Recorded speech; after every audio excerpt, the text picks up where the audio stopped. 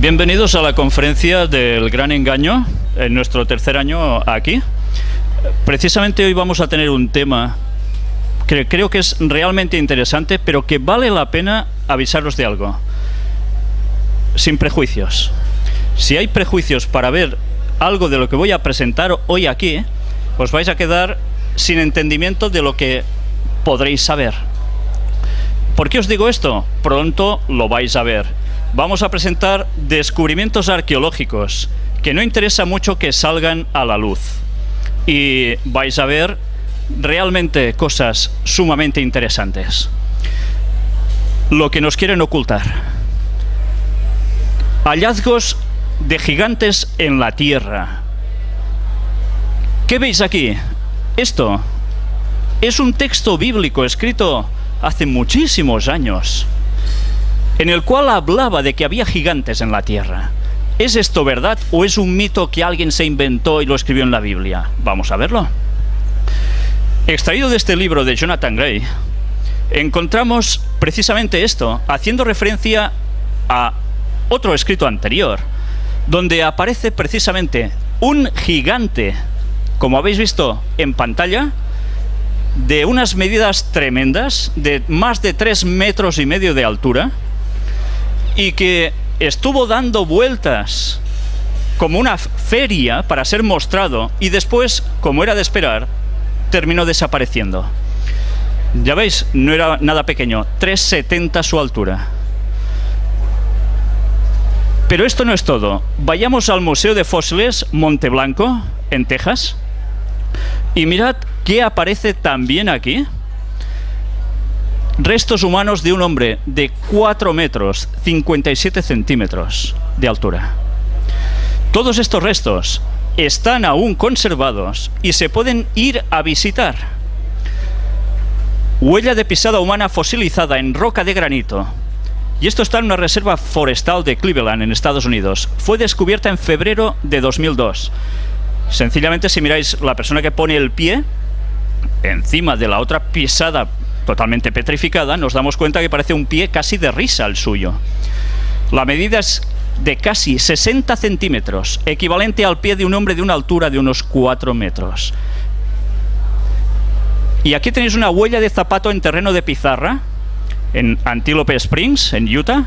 La ciencia oficial dice que tendría más de 500 millones de años, pero hay un problema, porque hace, según la teoría de la evolución, 500 millones de años, no había humanos en la Tierra. ¿Cómo puede ser esto? Pisadas humanas y de dinosaurio petrificadas halladas en Laetoli, Tanzania. Si nos decían que los dinosaurios y los seres humanos no habían convivido, ¿cómo puede ser que se encuentren pisadas totalmente petrificadas de los dos juntos? Y no es la única. Huellas humanas y de dinosaurios halladas en el lecho petrificado del río Paxuli a su paso por Glen Ross, en Texas. Y ahora nos vamos a este otro museo de evidencias de la creación. Suena extraño, ¿eh? ¿Evidencias de la creación? Pero si siempre están enseñando evolución como algo totalmente cierto. Mirad qué hay en este museo, aún más sorprendente y más claro. Pisada de hombre y de dinosaurio encontrada en Texas. Además, la pisada primera fue de hombre y casi automáticamente después de dinosaurio, como si hubiesen salido corriendo uno para acá y el otro para allá cruzándose. ¿Por qué? Pues hay textos que indicaban el porqué de todo esto. Pero seguiremos viendo ahora hallazgos de artefactos sorprendentes. Y curiosamente, mirad un texto que decía de que en el principio del mundo existían personas que estaban trabajando con el bronce y el hierro. Mirad una vez más qué hay en este museo. ¿Veis algo extraño? Un martillo incrustado en roca. ¿Cómo es posible esto? Pues aquí hay toda una descripción del metal, dónde fue hallado, etcétera, etcétera. Para que lo veáis mejor. Esto no son bromas, esto existe y lo podéis visitar. Si vamos a este otro museo, el Klerksdorp, ¿Qué encontramos aquí? Esfera metálica con ranuras. No sé si os dais cuenta, en mitad de la esfera. Fue hallada en un estrato en Ottosdal, Sudáfrica. Según la ciencia oficial, la esfera tendría unos 2.800 millones de años. Pero no habían humanos en la Tierra en ese entonces. ¿Quién la hizo? ¿O es que el cómputo de años en verdad no cuadra con lo que nos están explicando? Aquí tenéis más detalles, porque además están vacías por dentro. Y ahora vamos a centrar el tema básicamente en este señor, el arqueólogo aficionado Ron Wyatt. Un señor que murió en el año 1999.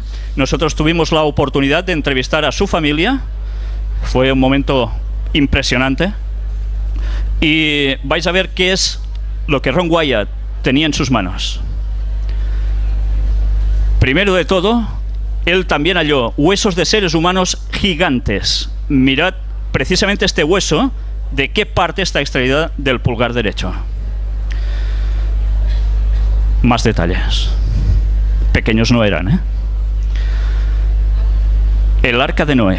¿Sabéis que se ha hecho una película recientemente sobre el Arca de Noé? Diciendo auténticas barbaridades fuera de lugar. Es Hollywood, ya se sabe.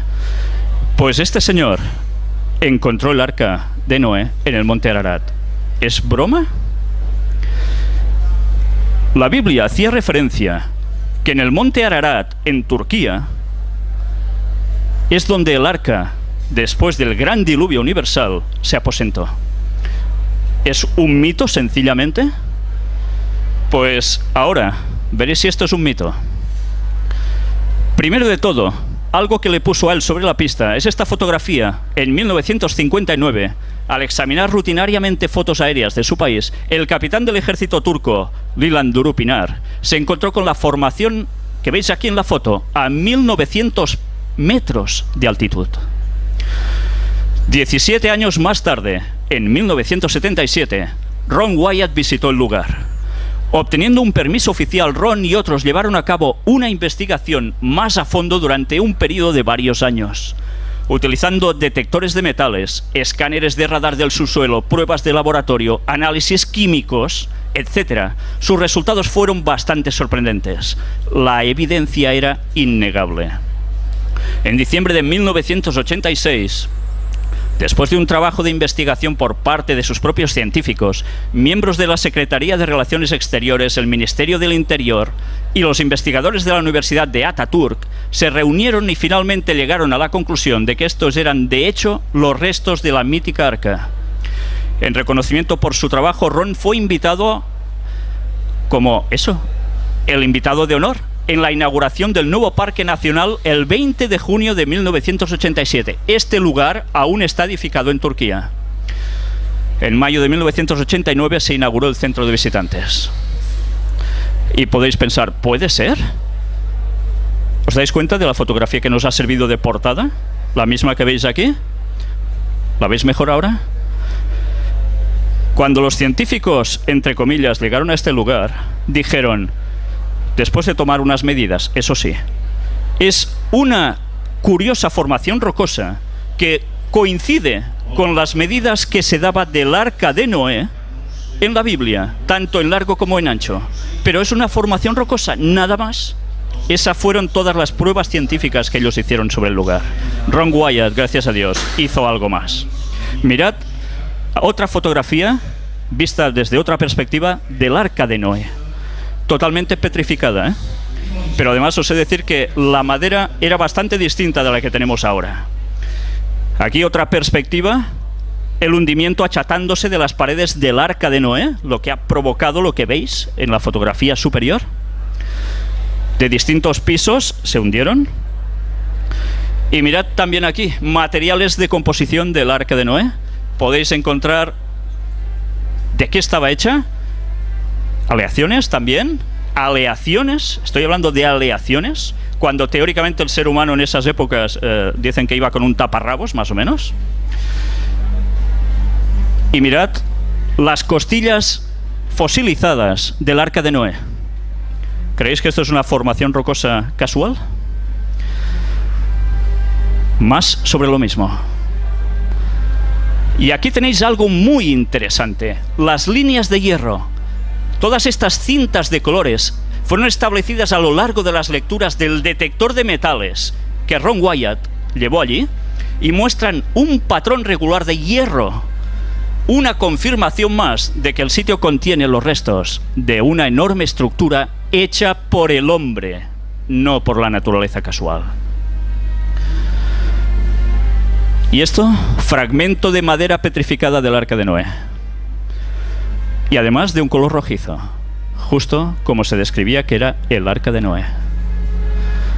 Y esto tiene una simbología además, que ahora no os voy a contar. Aquí tenéis remaches de aleación del Arca de Noé. ¿Es posible esto? Pues es totalmente posible. Sencillamente, aquí tenéis análisis del laboratorio en el cual se van mostrando cómo todo esto es cierto. Los remaches fueron hechos de aluminio y titanio. Sabéis que el titanio es sumamente duro, pero el aluminio no se encuentra por naturaleza en la Tierra. Entonces, ¿esto qué es? Aquí tenéis a Ron Wyatt con una de las anclas de piedra del Arca de Noé. Supongo que os sorprenderán esas cruces grabadas en la roca.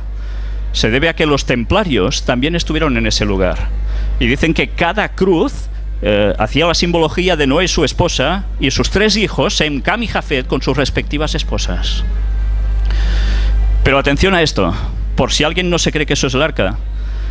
Aquí tenéis la foto de escáner en 3D del interior del Arca de Noé, cedida por Ross Patterson de Nueva Zelanda, nos la cedió. Desde aquí le doy las gracias. Hecha además por Anders Olaf Borjabak de Noruega. También están en lo mismo que nosotros. Mirad, sobre todo, cómo hay compartimentos en ángulo recto. Esto es una formación rocosa casual por dentro.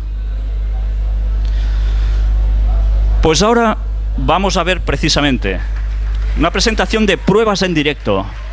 Los análisis del laboratorio de uno de los remaches y muestras de la madera petrificada laminada pertenecientes al Arca de Noé. Aquí tenéis esto, el análisis del laboratorio, donde se habla de la composición. Aluminio, titanio, hierro. ¿Esto es casualidad? Certificado. Pero no es todo, no es todo. Mirad en el Museo Arqueológico Wyatt, que está en Tennessee, en Estados Unidos. Vais a ver a alguien aquí que os va a sonar. Si os giráis lo tenéis detrás. Ángel, colaborador nuestro, estuvo en ese lugar con la madera petrificada. Yo le pediría a Ángel, por favor, que viniese a decirnos un poco, porque él es biólogo, no es nadie que no sepa de esto, se encarga específicamente, su trabajo es sobre madera. Por favor, Ángel, explica algo. Bueno, buenas. Yo me dedico especialmente al análisis de estructuras de madera antigua. Evidentemente no soy paleontólogo ni paleogeólogo, pero al tocar el material, al tocar la textura, la forma, los dibujos de la superficie de la corteza, el corte, es muy interesante porque es un tronco. Y además, en otros cortes que habéis visto antes, os han mostrado el corte transversal de la madera. Ese corte que habéis visto en aquella muestra tenía 3 líneas de madera encolada. Ahora no lo estáis viendo, pero si lo paséis luego por el stand, veréis el detalle. Veréis que son 3 líneas de madera con una franja totalmente recta y perfecta, donde se ha encontrado una cola sacada de la resina de árbol. Del análisis sale que es resina de árbol, que une la madera de manera brutal, incluso superior a las mejores colas de hoy en día. La madera fue desestimada como madera en 1960 porque los primeros que llegaron cogieron trozos y vieron que no tenían anillos. Entonces dijeron, esto no es madera. Resulta que en la época en que el Arca de Noé cayó, el clima no era con estaciones como ahora, era totalmente uniforme. Los árboles crecían como en el trópico. a una velocidad constante, sin cambios. Entonces la madera crecía de manera uniforme. Luego los análisis de carbono muestran mayor concentración de carbono en estos elementos que en la tierra que hay alrededor. O sea que es madera petrificada. Y bueno, yo creo que he dicho lo que tenía que decir. Para más información, pasar por allí y podemos hablar más en profundidad, porque la verdad es que es emocionante. Doy las gracias, Ángel. Creo que la información, ya ves, es de primera mano. Y ahora vamos a mostrar otro descubrimiento que dicen muchas personas. Esto, imposible. Sodoma y Gomorra. Todos habéis oído hablar de Sodoma y Gomorra, ¿verdad? Hay una palabra que precisamente deriva de uno de estos nombres, Sodoma. Pues bien, en la Biblia se hablaba de Sodoma y Gomorra y que son destruidas debido a la gran corrupción que hay allí por fuego y azufre que cae del cielo. Y a través de la Biblia se habla de que realmente esto fue así, se da por cierto, incluso en el Nuevo Testamento. Vamos a ver unas imágenes extraídas del vídeo de Art Discovery sobre arqueología en Gomorra. Art Discovery son nuestros compañeros en Tennessee, el museo que habéis visto antes, de Wyatt. Pues mirad estas fotografías, los restos de la ciudad de Gomorra en Israel. Esto no es montaña porque sí, es construcción humana. Además, sus ángulos dan prueba de ello. Miradlo desde distintas perspectivas. Y a través de estas imágenes vais a ver también esto. ¿Os dais cuenta? Esto no se hace solo. Y una pirámide en forma de zigurat en Gomorra, en Israel. ¿Cómo puede ser también pirámides en Israel? ¿Y en forma de zigurat? ¿Por qué? Pues era la adoración pagana de esos tiempos, que se ha extendido por todo el mundo a través de todas las culturas. Esto sería como debería ser más o menos originalmente, muy parecida, en pequeño, a la Torre de Babel, con templo incluido, y también restos de una esfinge en Gomorra. ¿No suena a Egipto también? Pues sí. Aquí lo tenéis. Todo esto no se hace solo. Miradlo desde distintas perspectivas. ¿No recuerdo a la esfinge? Con el león, famosa. Pues bien, ahora aquí veis gotas de la lluvia de azufre caída precisamente sobre Sodoma y Gomorra. ¿Es verdad lo que decía el texto bíblico? Pues os vais a sorprender más. Mirad estas otras imágenes. Y no solo esto. Aquí tenéis a Ron Wyatt mostrando parte de estas gotas que caían. Y no nos vamos a conformar solo con verlo. Aquí veis de cerca una de estas muestras de bola de azufre. Pero ahora vamos a ver muestra en directo para que vosotros podáis tocar una de estas gotas, si queréis, de este azufre, que tiene una gran particularidad. ¿Sabéis? El azufre que hay normalmente por todas partes de la Tierra tiene una composición natural de un 40% azufre. ¿Sabéis? Justo en ese lugar, el azufre es de un 98,4%, su pureza. Esto es de análisis de laboratorio. Ya veis, no me lo invento. Y esto no es todo. Aquí tenéis el azufre, parte de esta gota, la tengo partida aquí. Os dejaré si queréis tocarla. Os advierto que cuando la toquéis os deberéis lavar bastantes veces, porque la potencia que desprende es brutal. Y su olor también, ¿eh? Luego, si queréis, podéis pasar por el stand y allí lo podréis tener en vuestras manos. Y mirad también aquí cómo se ha extraído. Esta es una de las tantas gotas sobre Sodoma, Gomorra y las ciudades de la llanura en ese lugar. Extraída y puesta aquí para que todos vosotros la podáis ver. Es una cesión directa del Museo Wyatt para que la podáis comprobar por vosotros mismos. O sea que, desde luego, esto sucedió de verdad y las pruebas están. ¿Lo habíais oído alguna vez por televisión? ¿Que no? Pero ahora vamos a ver más hallazgos que hizo Ron Wyatt en el Mar Rojo. ¿Sabéis? Como por ejemplo en la película famosa de los 10 mandamientos de Charlton Heston, cruzan, el mar se abre, se cierra, los carros de Faraón quedan allí. Esto es película. La Biblia se lo inventó, ¿sí? El texto bíblico decía que había sucedido esto. No os lo voy a leer para ir deprisa, tenemos poco tiempo, pero aquí lo encontraréis todo. Este fue el éxodo de los hebreos de Egipto al monte Sinaí, todo este recorrido que veis en rojo. Mirad que cuando tienen que cruzar el Golfo de Aqaba, claro, tienen que pasar por mar. ¿Cómo lo iban a hacer? Unas 6 millones de personas, más ganado. Los carros de Faraón detrás. ¿Y qué iba a pasar? Este fue el lugar, precisamente. El paso rodeado entre montañas. Justo llegaron aquí. Y aquí se encontraron encerrados. Este es el lugar del cruce del Mar Rojo. Una playa tremenda, inmensa. Cabían todas esas personas.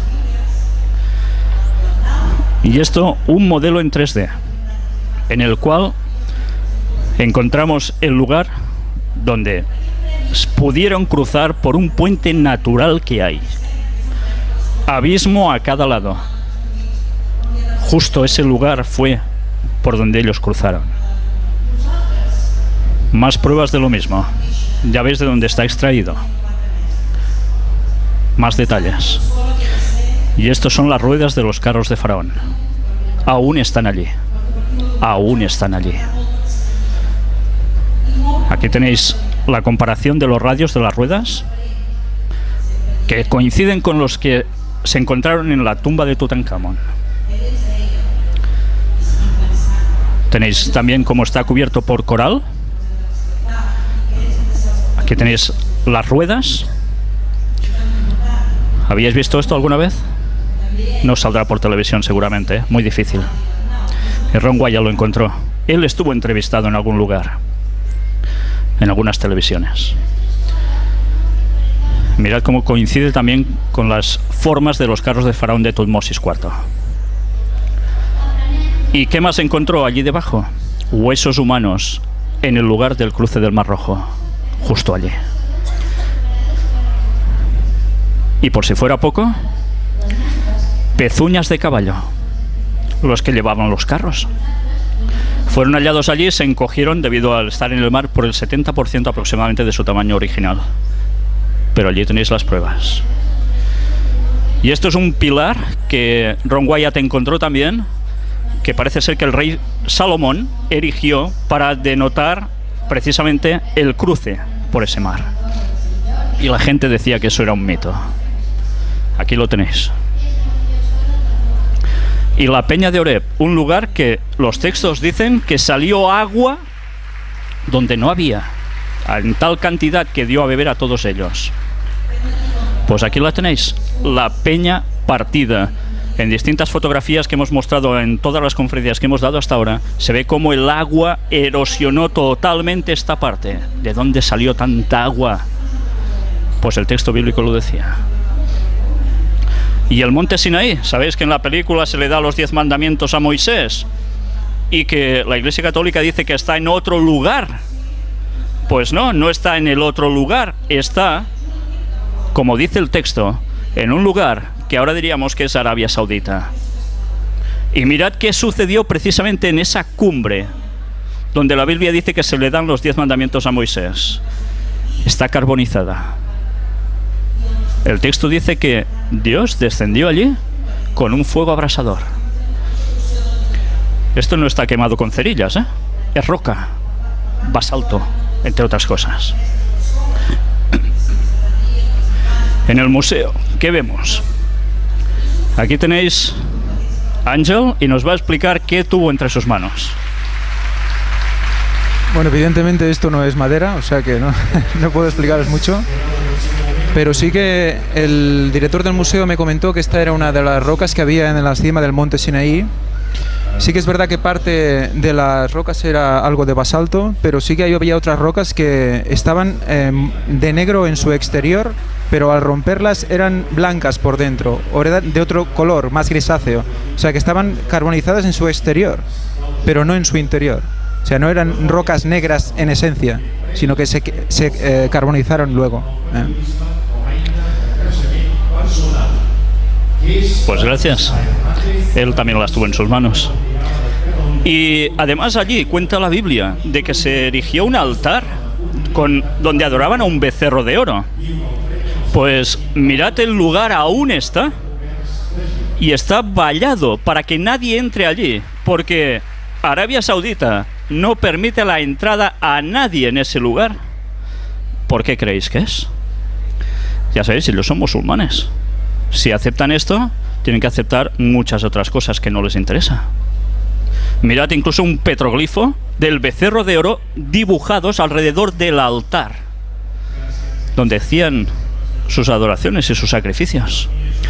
Y se han hallado también inscripciones en hebreo antiguo en el desierto de Sinaí. Aquí tenéis más. ¿Veis la imagen de la derecha arriba? El candelabro de 7 brazos, esculpido en roca, un petroglifo. Y otra inscripción en petroglifos. La halló el Dr. Kim, un señor coreano que también trabaja más o menos dando pruebas de lo mismo que nosotros. Él estuvo en ese lugar y lo halló. Pero ¿sabéis? Ron Wyatt encontró también el Arca de la Alianza. ¿Sabéis? La famosa Arca de Indiana Jones en busca de la Arca perdida. Pues bien, curiosamente fue en el mismo año. Y curiosamente fue en otro lugar totalmente distinto de donde Hollywood nos lo pintó. Aquí tenéis la explicación de qué estaba hecha el arca, para qué servía, quién podía tocar exclusivamente el arca. Eran levitas, una parte que se encargaba del sacerdocio entre las tribus de Israel. Y después de ver todos estos bíblicos que nos hablan precisamente de donde el arca se puso al final, fue instalada en el templo de Salomón, en Jerusalén. Después llega un momento en que los ejércitos de Babilonia sitian Jerusalén, destruyen también el templo, pero el arca no se la llevan porque no la encuentran. El arca de la alianza ya no estaba allí. Precisamente los textos bíblicos nos hacen referencia a que alguien se la llevó y la escondió. Esta es la ilustración del Arca de la Alianza según la describió Ron Wyatt. ¿Y sabéis dónde está? Aquí lo tenéis. Él excavando en el lugar. Está a los pies de la ladera del monte Gólgota o del Calvario, en Jerusalén, fuera de murallas. Vais a ver distintas imágenes de los túneles que él excavaba con permiso del gobierno de Israel, que después no quisieron ni decir que conocían a Ron Wyatt. Él tuvo que presentar pruebas al respecto. Los agujeros que él iba cavando para pasar, ya veis de qué modos. Y él se regía por los textos bíblicos para hallar dónde estaba el Arca de la Alianza, entre otras cosas que encontraréis en las conferencias. Y esto es una granada de marfil perteneciente al primer templo de Jerusalén, hallada por Ron en la cueva de Sedequías, que es una de las cuevas que lleva precisamente al lugar donde está el Arca de la Alianza. Mirad una de las pruebas que él tuvo que mostrar, porque decían que no lo conocían de nada, que no le habían dado ni permisos a él de nada. Dan Bajat es el exdirector de antigüedades de Jerusalén. Aquí tenéis a Ron Wyatt en el momento en que le estaba dando cosas, artefactos que él encontró precisamente en ese lugar. ¿Y qué más encontró Ron Wyatt allí? Bien, he de deciros algo antes de entrar en este detalle. Ron Wyatt no sacó el arca a la luz, no pudo extraerla. Alguien le dijo que no podía ser. Pero el arca saldrá dentro relativamente de poco tiempo a la luz. Todos estos datos los encontraréis cuando entréis en nuestro blog oficial del Gran Engaño, porque allí está explicado todo con muchos detalles.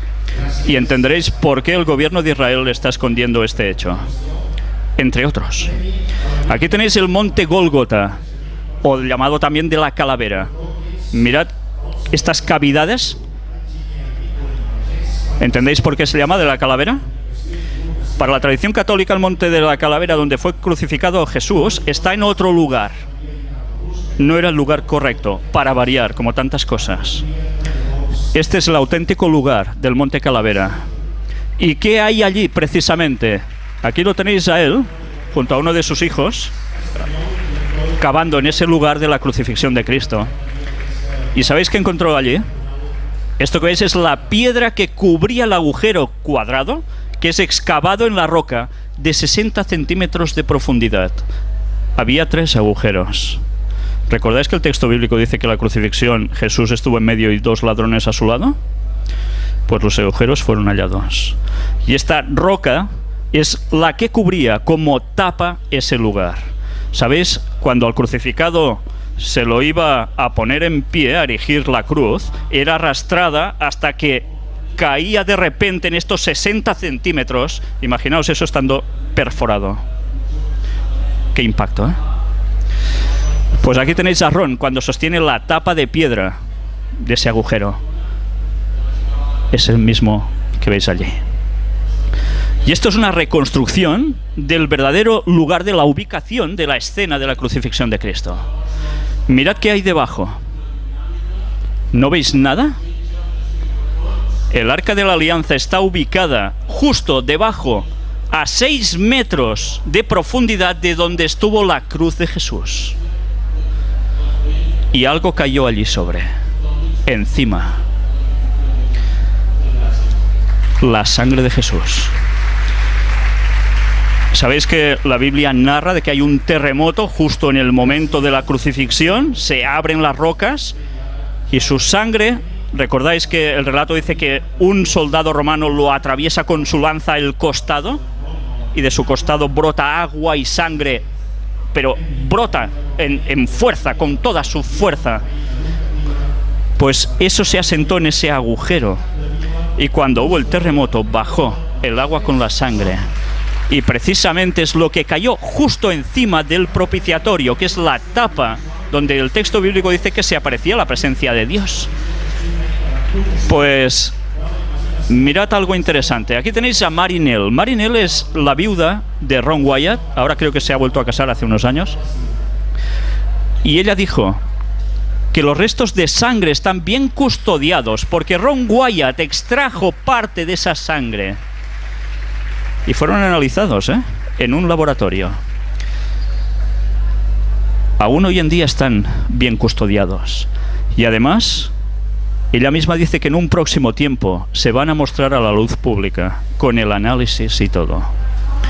Todos los hallazgos de Ron Wyatt se han podido comprobar como ciertos, menos la ciencia oficial, que no quiere hablar de ellos o lanza toda la tierra que puede sobre él.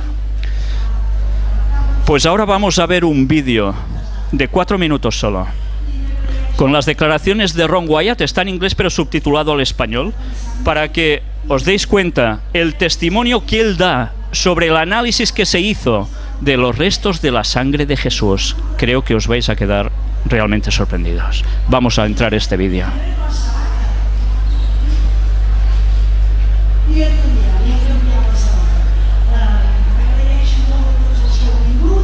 Good evening, Ron. Thank you very much for all 3. For seminars, wonderful, thank you.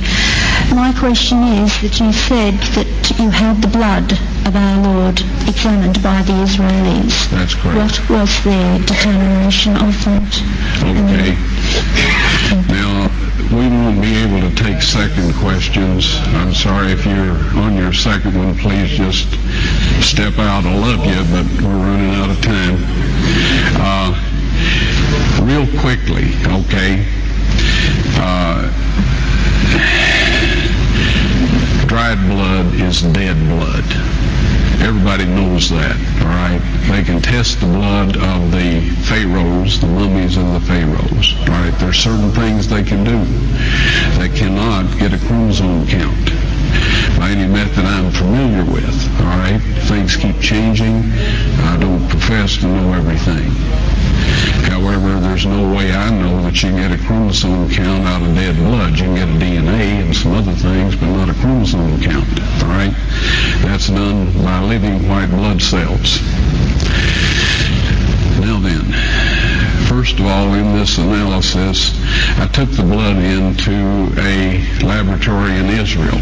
I asked one of the people I work with in antiquities where is a good laboratory that does reliable work? And they said, such and such, such and such. I took it.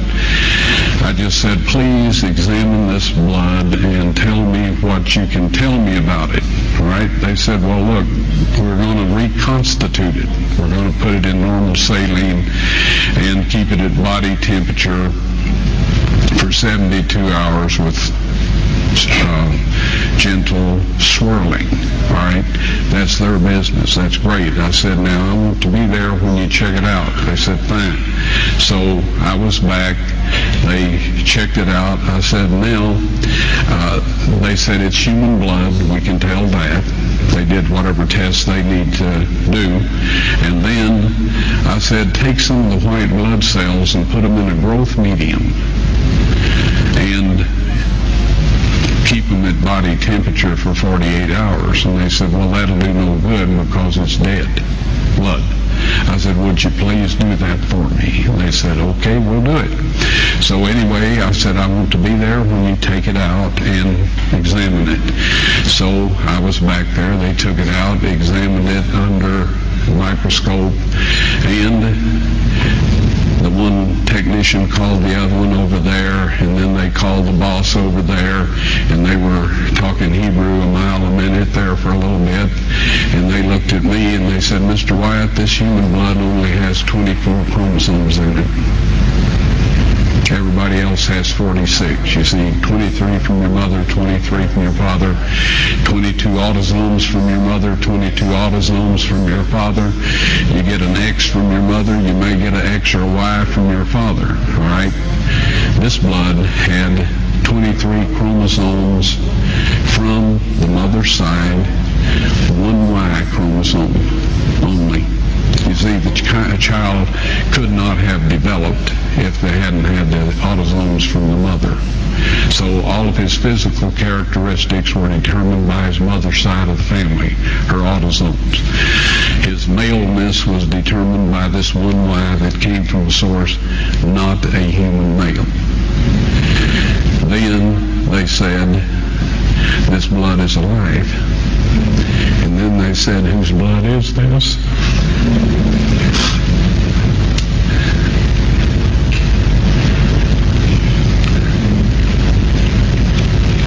I said, it's the blood of your Messiah.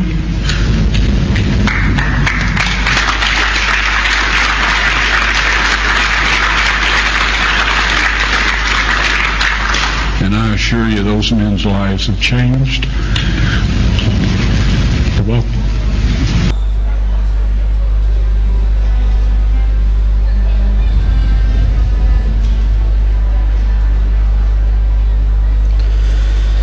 Bien, este testimonio suyo personal viene dado por algo muy especial. Ron sabía de qué estaba hablando. Ron Wyatt, su profesión era anestesista. Conocía muy bien el tema de cromosomas, de cómo la sangre cuando se seca ya no hay nada a hacer. Pero a Ron alguien le dijo lo que debía hacer para que esa sangre pudiese ser analizada. Si queréis saber quién fue el que le dijo eso y qué más conclusiones se llegaron a sacar de todo esto, os recomiendo que entréis en la página oficial del Gran Engaño. Vais a ver con detalle todo lo que he dicho aquí, pero con mucho más detenimiento.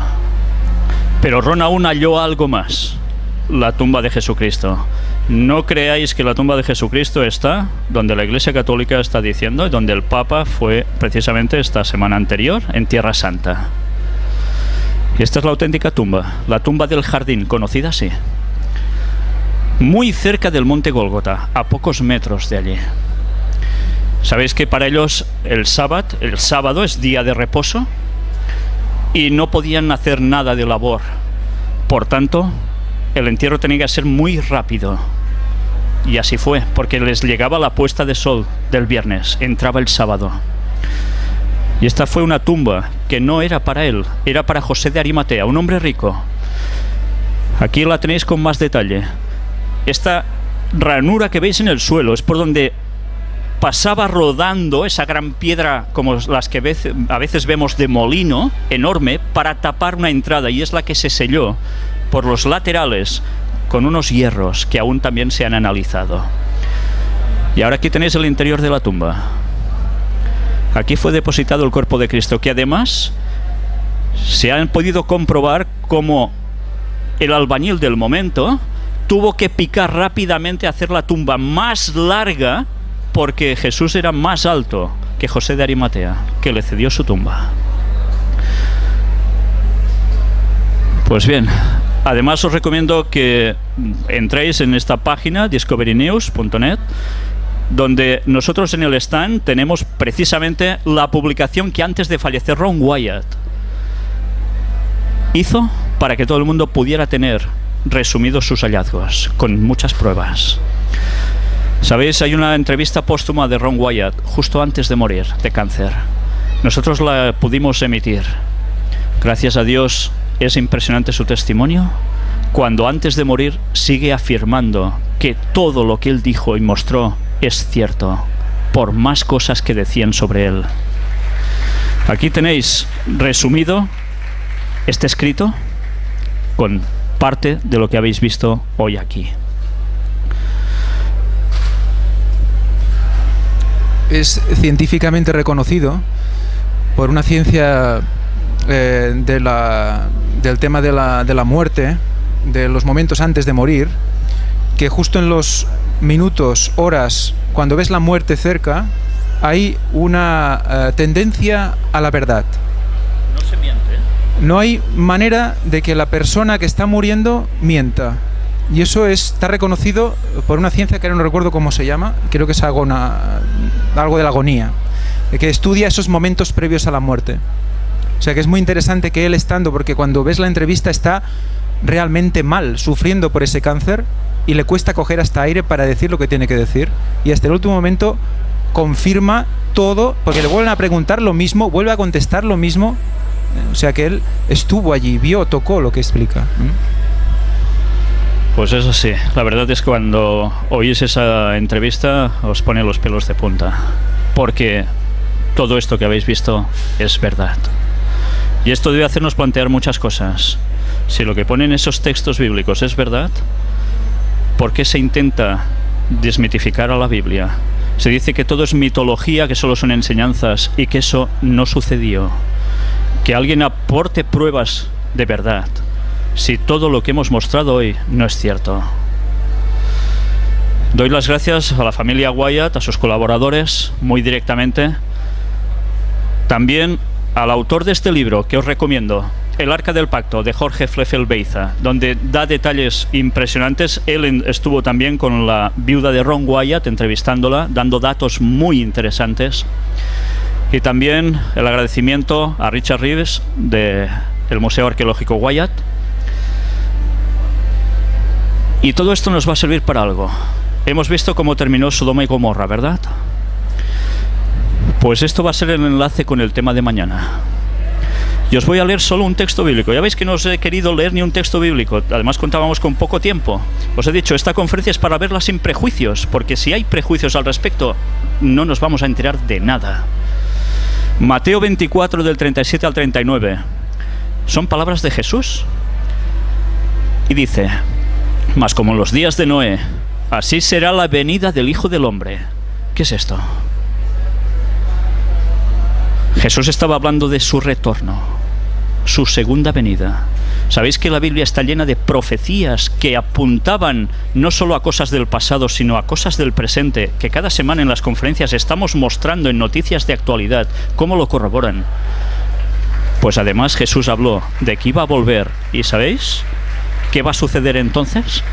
Mirad qué situación planteó él del momento de su retorno, entre muchas otras.